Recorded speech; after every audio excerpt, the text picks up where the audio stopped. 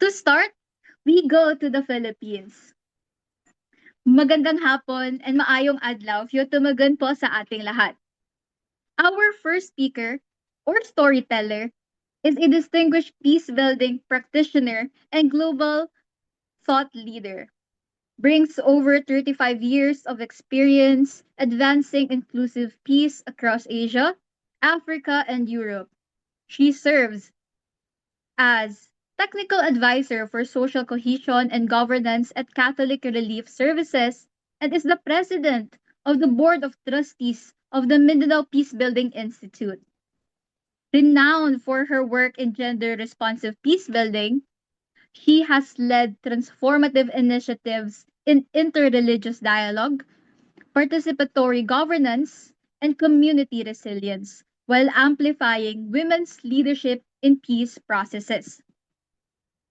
Everyone, please help me welcome Miss Myla Leguro.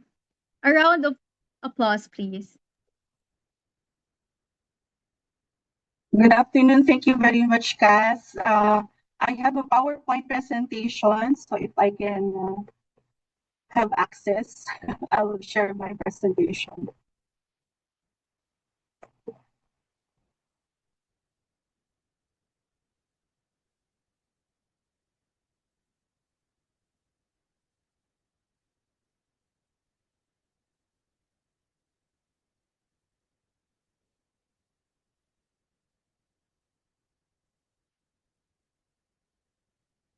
Can you see? Just checking whether you see my presentation. Yes po.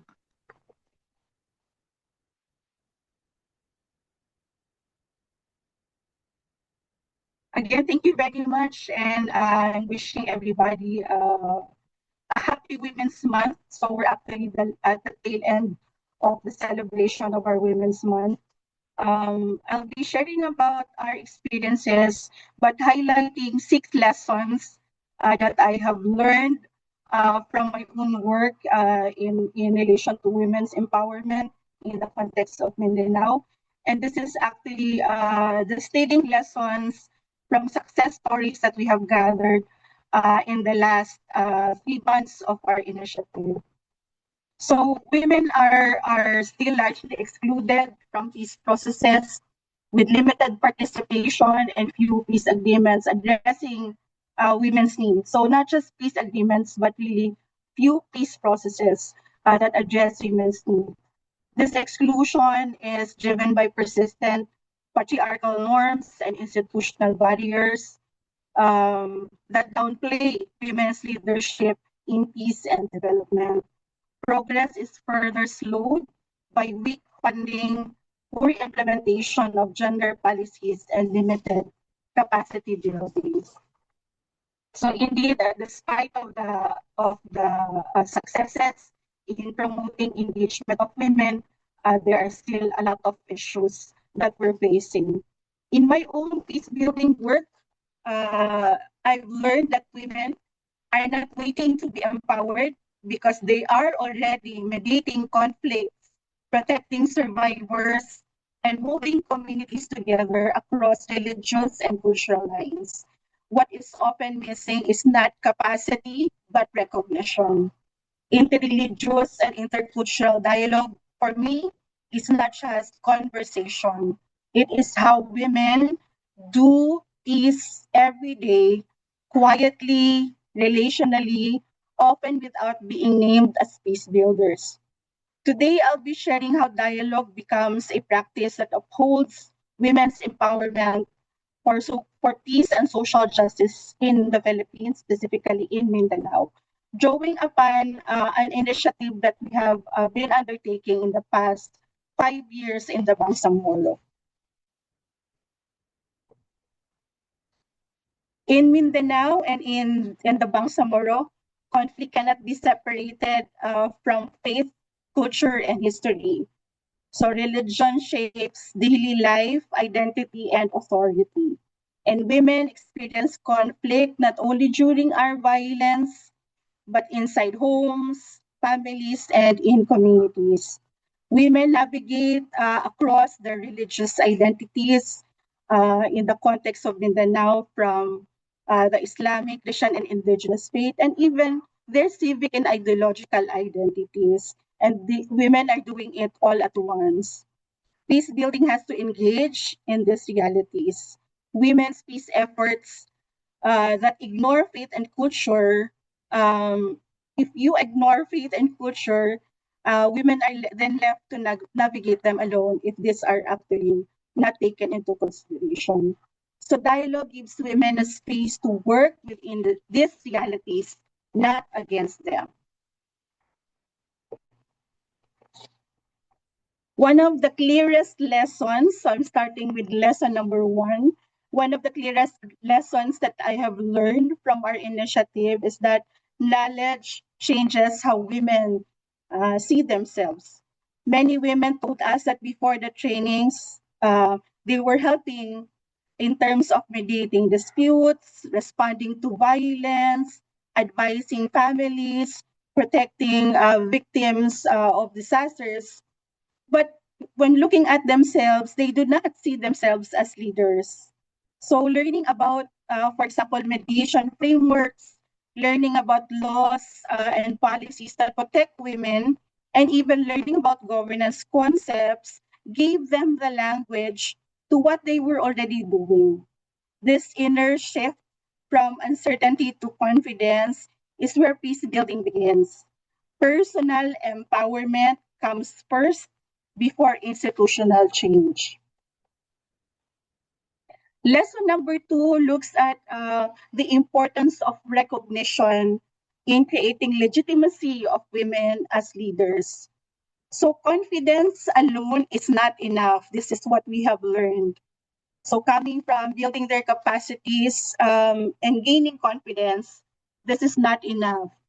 When women receive formal appointments, formal recognition, even some of the women leaders that I've worked with have actually won seats in past elections in their communities. They have been given certificates and also public recognition as leaders in their community. So once women gain this, their work change meaning in the community. So people listen to them. Survivors also came forward because of the trust with the women leaders. Women were trusted not just as helpers, but more importantly, as authorities in their communities. This recognition turned invisible work into legitimate leadership. So it also made women accountable, not just being present, but responsible actors in peace and also in protection systems and mechanisms at the community level. Dialogue as a safe space. So interreligious and intercultural dialogue plays a unique role here. Dialogue spaces soften hierarchies, and we all know that women actually encounter difficulties in navigating hierarchies in their communities. So dialogue spaces soften these hierarchies. They allow women to speak about violence, injustice, and rights through shared moral language. And faith becomes a bridge and not a barrier. In these dialogue spaces, women speak more freely because justice is framed not as a confrontation, but as a shared responsibility rooted in dignity and care. Lesson number 3, institutions sustain change. So we have learned that from personal change, we need to actually sustain that by working on and advocating for changes in the institution. It's an important lesson recognizing that empowerment cannot survive without systems. Many of the villages and barangays that we have worked with have been able to set up functional systems of governance through the work of women. And it is very important, and these are actually processes that support women with proper processes, procedures, documentation, and in the cases of having functional women's desk, being able to actually set up referral systems for the women, clear procedures in reporting, and also setting up of protection pathways in their communities. Empowered women needs institutions that allow them to apply their skills consistently, credibly, and also safely. Lesson number 4, men needs to be there as allies. Change also accelerates when men become allies. Male leaders who participated in dialogue sessions that we have conducted in the community began to realize that government shaped only by men leaders um, pose critical gaps. When women joined decision-making spaces, discussions became more balanced and programs more responsive to real needs. So inclusion really do indeed improve governance outcome. So this shift in the communities actually move towards more inclusive engagement of leaders at the community level. Husbands, fathers, and male leaders began to see women's rights as strengthening families and communities, and it's not threatening them. Lesson number 5, culture can evolve. Culture is dynamic, and one of the barriers for effective, meaningful engagement of women are really the cultural norms that they actually encounter in the communities. And women actually reflected on this strong cultural norms like maratabat or expectations with regard to submission of women. Women are just relegated on their domestic role and not recognizing that women have the capacity and capability to actually engage in community affairs.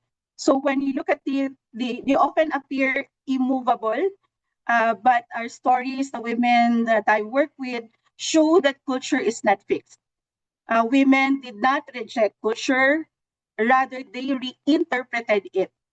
So when communities saw women lead with integrity, compassion, and competence, norms slowly shifted, and justice and dignity were understood not as foreign ideas but as values that are embedded already in community life. Collective action and solidarity, women organizing together. Women's empowerment becomes sustainable when women organize together. So in my own work, we are actually engaging more than 42 women organizations only within the 3 municipalities in the special geographic area. Federations, women federation created platforms for shared advocacy, learning, and continuity beyond individual women leaders. Even more powerful were actually cross-group solidarity through our work with the MILF and MLLF women mediators working together to resolve conflicts in their communities. Dialogue humanized past divides. So it allowed women to see each other first as peace builders, not as not beyond political actors. So these changes did not stay at the individual level. We are very proud to note that families began shifting attitudes. Communities started seeking women leaders in a lot of the issues in the communities. Youth saw new role models because they saw how their mothers, their grandmothers are now actively engaging in the community affairs and also local governance in their areas. Governance systems became more inclusive. So what begins as personal transformation is now rippling outwards into institutions, cultures, and everyday peace. My final reflections, my peace building work and in the context of our initiative affirm this truth. When women are equipped with knowledge, recognized by institutions, supported by allies, and connected through dialogue, they do not just participate in peace, they shape peace.